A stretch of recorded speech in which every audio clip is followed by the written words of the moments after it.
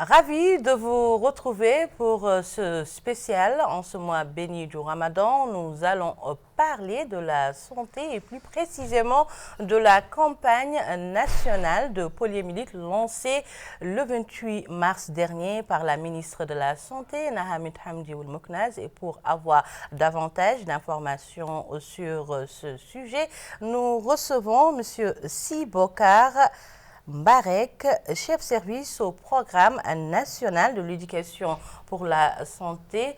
Merci d'avoir répondu à notre invitation. Il est accompagné de Fatouma Moudou-Soumaré, consultante en communication au niveau du programme national de la santé. Et sans plus tarder, pour avoir plus de précisions sur cette campagne qui a démarré le 28 mars dernier, suivons ensemble ce reportage de Bokar Bailaba.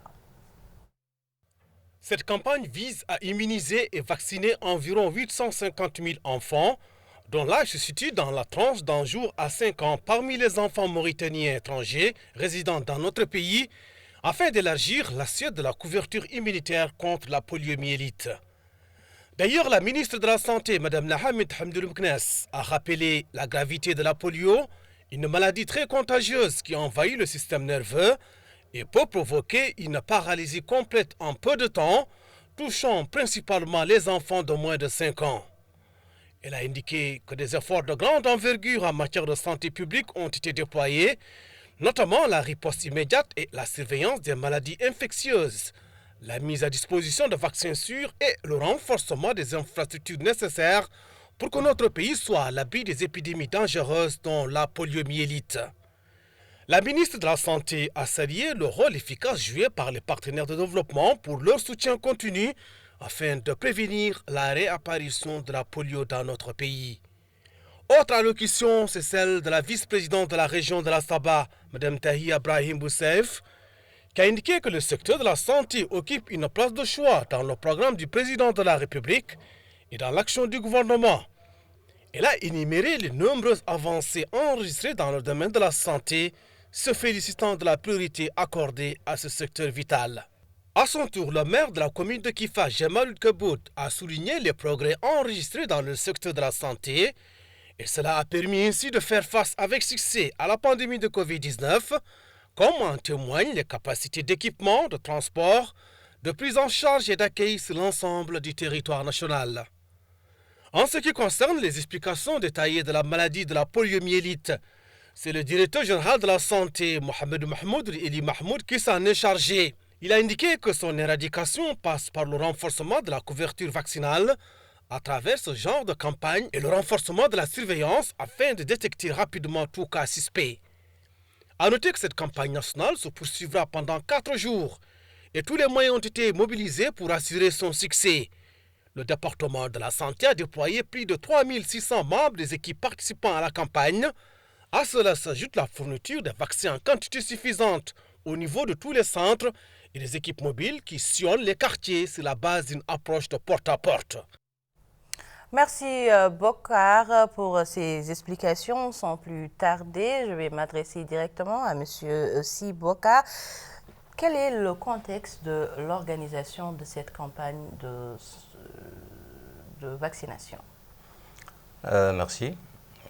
Effectivement, notre pays a connu ces derniers temps une épidémie de la poliomyélite. On a recensé 12 cas, donc ce qui est très grave, parce que la poliomyélite se répand très rapidement.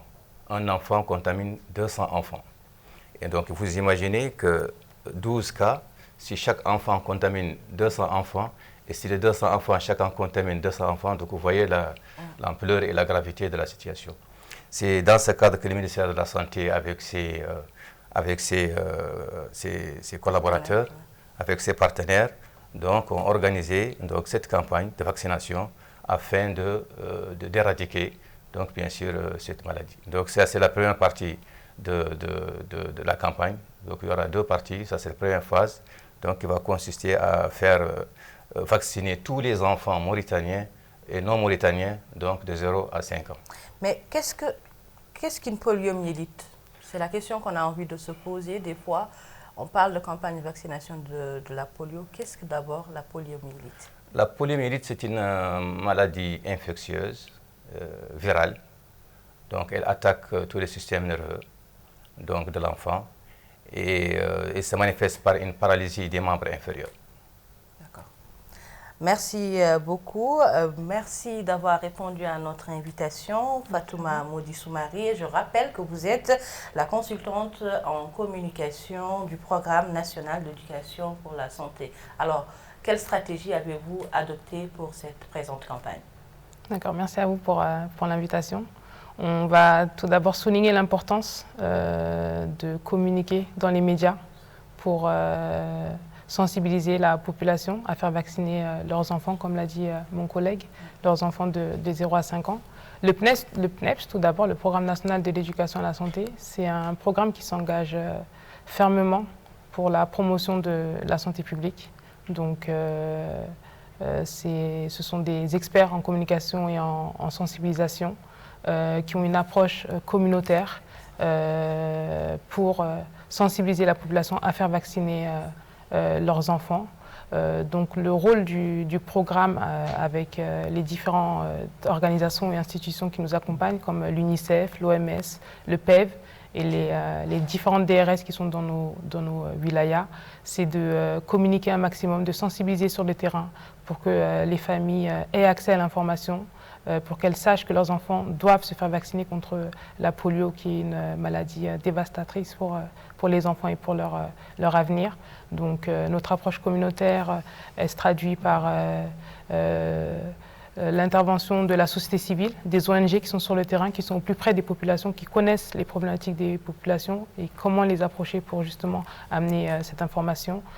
C'est aussi travailler en collaboration avec les médias, les réseaux sociaux, les journalistes, les imams qui sont sur le terrain, qui peuvent véhiculer le message durant leur prêche, vu qu'ils sont plus près des populations pour les sensibiliser justement à cette campagne d'envergure. D'accord. J'ai envie de revenir un peu sur les objectifs parce qu'on nous dit 800 000 enfants, la date, même si on dit qu'il y a un deuxième passage, et sachant le contexte dans lequel il est organisé, c'est le mois béni du Ramadan, les gens ont changé un peu leurs habitudes. Pensez-vous que les objectifs escomptés seront atteints, monsieur aussi? Bon, de toute façon, le programme national de l'éducation pour la santé a débuté avant le lancement de la campagne de vaccination. Il a redéployé plusieurs acteurs qui sont formés dans ce sens. Donc, nous avons des superviseurs au niveau national qui sont partis au niveau des régions, au niveau des wilayas. Et chacun des superviseurs de la wilaya va donc rentrer en contact avec donc, tout l'arsenal au niveau de la wilaya afin que les gens soient préparés pour qu'ils puissent aller à l'avant, contacter donc, les familles, faire de la sensibilisation porte à porte, donc justement avant l'ouverture de la campagne qui a eu le 28 passé. Donc nous espérons qu'avec toutes les équipes qu'on a redéployées sur le terrain, nous espérons que l'État a mis des moyens, les bailleurs de fonds ont mis des moyens, je pense qu'on va arriver à notre solution, à l'objectif final. Votre collègue me dit qu'une campagne a précédé la campagne de sensibilisation. Vous pouvez revenir davantage sur les formats utilisés, les canaux et autres? D'accord. Donc avant le premier jour du lancement de la campagne de vaccination, nous avons des mobilisateurs sociaux qui ont été sur le terrain avec nos différents superviseurs, donc qui sont répartis dans les wilayas pour justement amener la société civile, les ONG à faire un travail de prévention, de sensibilisation auprès des familles, que ce soit du porte-à-porte ou des réunions, ou que ce soit avec les imams, comme je l'ai dit précédemment, tout en travaillant en collaboration avec les différentes DRS sur place. Donc il y a aussi eu des SMS qui ont été envoyés sur vos téléphones. Il y a aussi eu des messages qui ont été véhiculés sur les WhatsApp, sur les réseaux sociaux, Facebook, Instagram, TikTok, à la radio aussi. Il y a eu des superviseurs de terrain qui ont participé à différentes émissions locales justement pour sensibiliser aussi les populations qui sont un peu éloignées de tout ce qui est réseau, téléphonie et qui captent aussi certaines radios pour avoir l'information où se faire vacciner, comment se faire vacciner, du porte-à-porte et aussi dans les centres de santé. Et voilà en gros comment se passe la communication. Monsieur, si pensez-vous qu'il y aura quand même des difficultés sur le terrain pour la vaccination? Bon, certainement, il y aura des difficultés parce que c'est des difficultés peut-être techniques. Les moyens sont mis en place, mais le fait de remonter les informations, ça pose problème parce que dans certaines zones, il y a un problème de réseau téléphonique, donc ce qui fait que ça fait partie des blocages qui peuvent arriver. Mais en gros, normalement, la campagne se passe dans de bonnes conditions. Donc nous avons nos éléments qui sont sur le terrain, en collaboration étroite avec les DRS, avec notre réseau social qui sont sur place. Et je pense que les choses se passent dans de bonnes conditions. Donc on se pose la question et les gens se disent, pourquoi y a-t-il à chaque fois des campagnes de sensibilisation contre la polio? Pourquoi? Ils disent que c'est quand même récurrent à chaque fois, chaque 2-3 ans que les gens organisent des campagnes. Les citoyens ont envie de savoir pourquoi à chaque fois il y a des campagnes de vaccination contre la polio. Oui, effectivement. Donc tant que un enfant en Mauritanie est atteint par cette maladie, comme je l'ai dit, elle se répand très rapidement. Donc il faut faire tous les moyens, il faut taper à toutes les portes pour éradiquer cette maladie. Donc c'est pourquoi, vu la gravité de la maladie, donc nos partenaires, le ministère de la Santé, l'État, tout le monde bouge effectivement pour éradiquer cette maladie. Donc tant qu'il y ait encore un cas suspect, on ne peut pas lâcher. Mais comment également on peut prévenir la polio? Bon, la polio, on ne peut la prévenir que par la vaccination. Il faut vacciner les enfants, il faut faire tous les moyens pour que tous les enfants sur le territoire mauritanien soient vaccinés. D'accord. Et je me permets de rajouter, pour prévenir la polio, il y a aussi des gestes à effectuer, des gestes simples du quotidien. Se laver les mains régulièrement, laver ses fruits et légumes régulièrement. Après être allé aux toilettes, se laver les mains avec du savon aussi. Ça peut prévenir aussi la polio et le fait de véhiculer le virus, quoi. D'accord.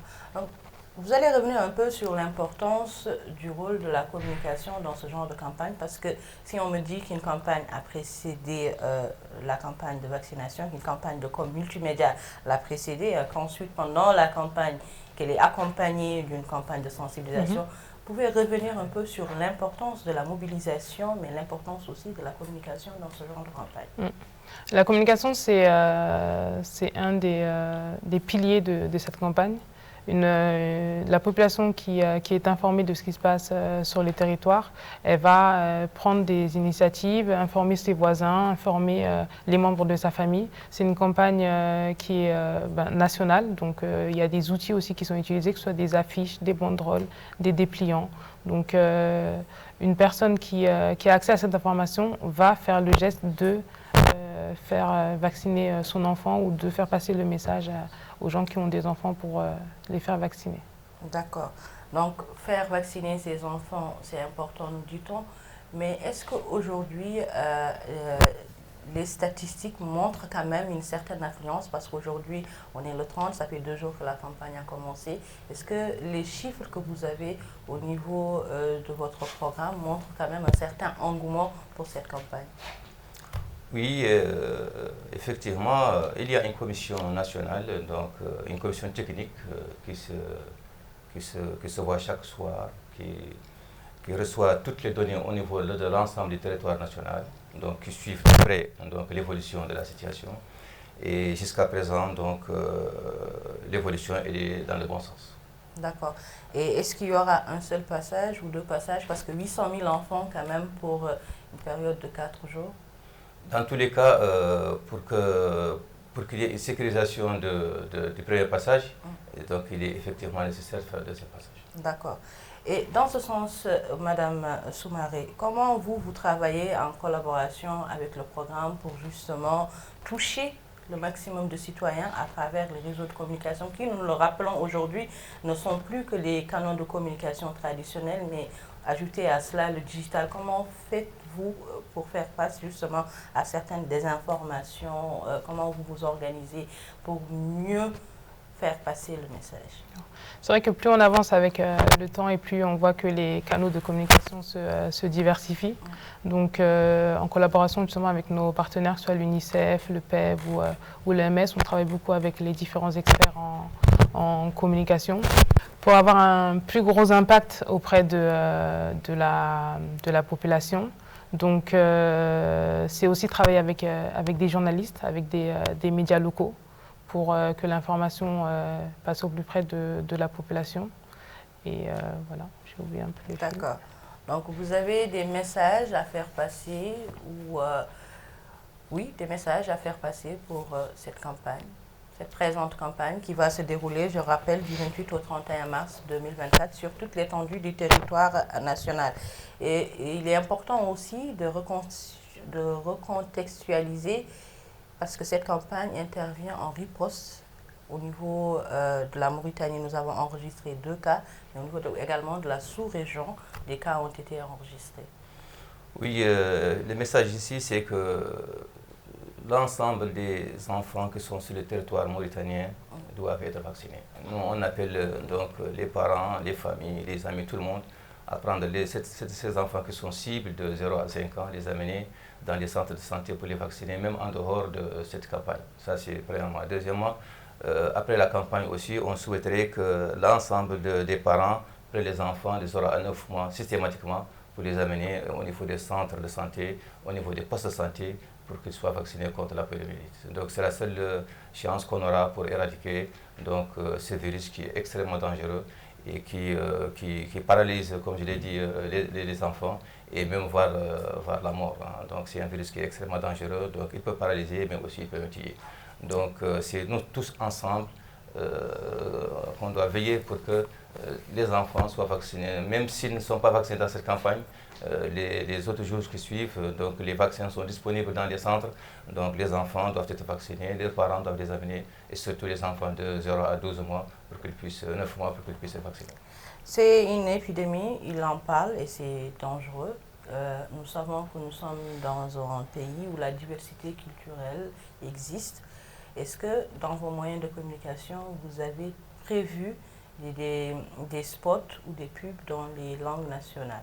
Oui, donc pour nos principaux moyens de communication, que ce soit les spots, les publicités ou un clip musical qu'on a annoncé, vous avez toujours la traduction en Hassania, en français, en Wolof, en Pulaar ou en Soninké. Donc c'est une diversité qu'on prend en compte parce qu'on sait que la Mauritanie c'est un pays riche culturellement et d'une diversité multiple. Donc on est obligé de prendre en compte ces composantes-là pour que le message puisse passer et atteindre un maximum de Mauritaniens. D'accord. Et vous allez, pour clôturer, revenir un peu sur l'important, non pas l'important, sur les moyens que vous utilisez pour sensibiliser à grande échelle, pas que les messages et autres. Est-ce qu'il y aura des concerts qui sont prévus? Est-ce qu'il y a d'autres formes de sensibilisation qui sont prévues? Et ensuite, votre mot de la fin. D'accord.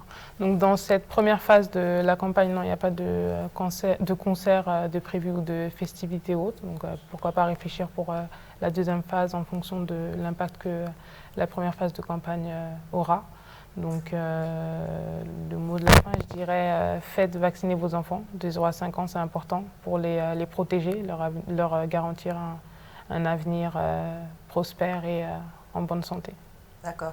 Merci beaucoup à M. Si Bokar Mbarek, chef service au niveau du Programme national d'éducation pour la santé, d'avoir répondu à notre invitation et à nos questions. Merci également à Fatouma Moudi Soumaré, consultante en communication au niveau du programme, d'avoir répondu à l'invitation. C'était donc un spécial consacré à cette campagne de vaccination menée par nos autorités en collaboration avec les partenaires au développement contre la poliomyélite qui sévit actuellement dans plusieurs régions du pays. Donc, il est important de vacciner les enfants de 0 à 5 ans. La campagne vise 800 000 enfants. Vaccinez vos enfants. Il y aura une campagne de proximité, de porte-à-porte, mais il y aura également une campagne au niveau... La campagne sera continue au niveau des centres.